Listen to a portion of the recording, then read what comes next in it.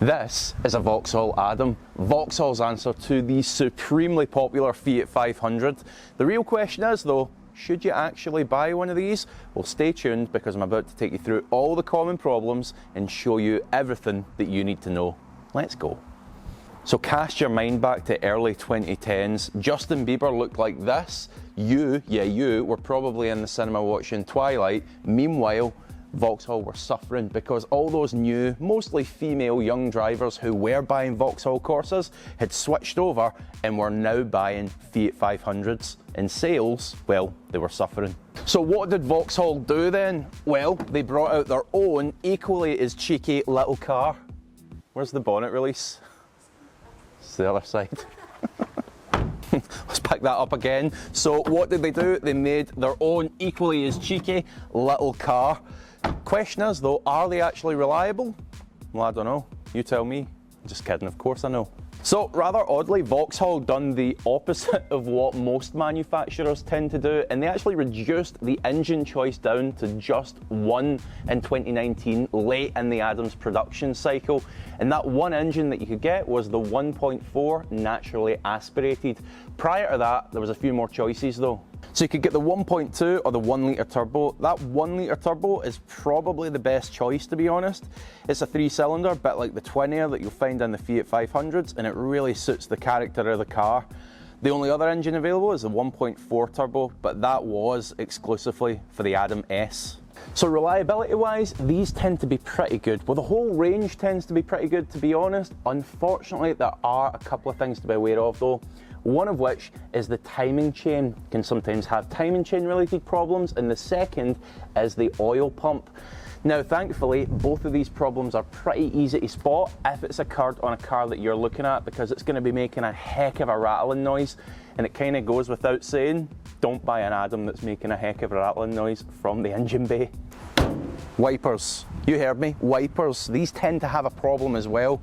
You see, the larger one can sometimes move a little bit more slowly on a partially dry screen than the smaller one, and they get a bit tangled up and start looking like two cats fighting before slamming into the windscreen and correcting themselves. Not ideal. Anyway, let's look at some specifications. So it actually doesn't matter too much what specification you choose out of this rather quirky lineup, the Jam, Glam and Slam options.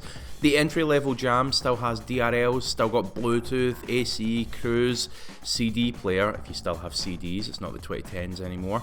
The Glam, moving one up from the Jam, you're going to get the glass roof, climate control, some chrome fixings on the trim and digital radio as well. Now the top level Slam, you get the 17-inch wheels, the sports suspension, which is actually a bit stiff, and some LED lighting as well. So the further two options you're going to find are the S and the Energized. I actually think they missed a bit of a trick here, because when they first brought the S out, they actually called it the Grand Slam. Get it? Get it? Okay, like that. That's the one with a 150 brake horsepower engine and the adaptive suspension. Meanwhile, the Energized has got the black roof and mirrors like the car we have here today, and also that IntelliLink connection for your phone that you can listen to me struggle to say later in this video. Welcome back. I hope I haven't baffled you. No, seriously, jokes aside, the baffle in the centre section of the exhaust is really well known for breaking off. Again, thankfully, going to be pretty easy to spot because you'll hear it rattling about in there the moment you start the car. Not the end of the world, can be fixed pretty easily, but get a bit of money off to put it right. Next up, the Adam's got exactly what, well, pretty much every car's got, and that's little drainage holes along the bottom of the door. Now the difference here is, on the Adam, Vauxhall filled the doors with an anti-rust treatment.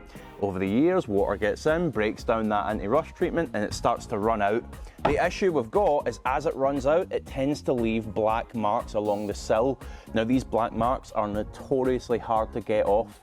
Best advice here is have the supplying dealer remove them before you take delivery of the car, or negotiate a little bit of money off so you can go to a professional detailer and have them removed that way. Good luck. Action! Next up, your boot. Try opening it by pressing on the Vauxhall badge, try closing said boot. Make sure now it doesn't reopen by itself, because they're really notorious for doing so. They just pop open randomly.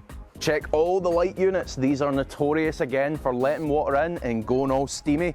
Don't expect Vauxhall to help you out with this, by the way. There's a really funny story online that I read about this. I'll maybe link it below, but a woman had a damp umbrella in her boot and Vauxhall blamed that for the rear lights going steamy. So check these, and also check the indicator side repeaters, which on this car happen to be really steamy themselves. Now, if it's the Adam S that you're looking at, make sure the wheels are okay. Those 18-inch wheels could tend to crack. Vauxhall did actually issue a recall on this, but of course, if you're buying used, make sure it's not the case. Now, beyond that, before we hit this test drive, get your phone out and tell the seller you want to connect it. Some of the older IntelliLink systems?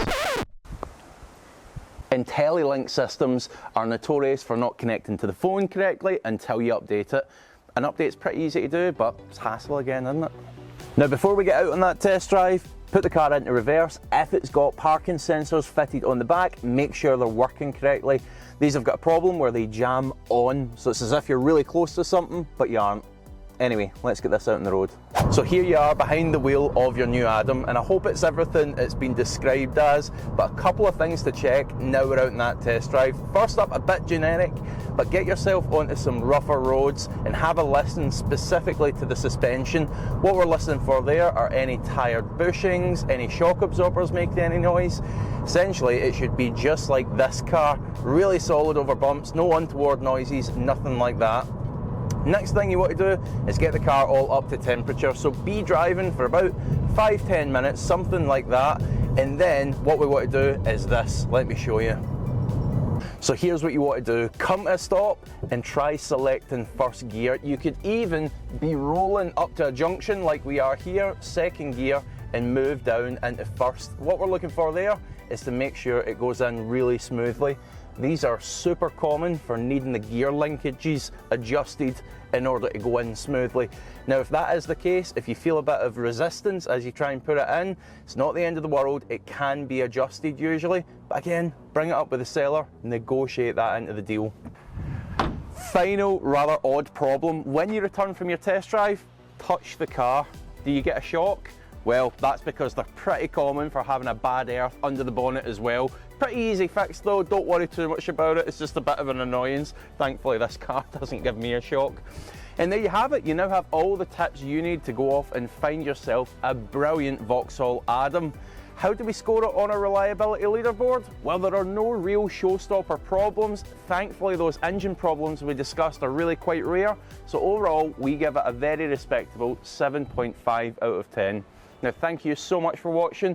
We'll catch you on the next one, but for now, hit that like button, hit that subscribe button, and we'll see you then.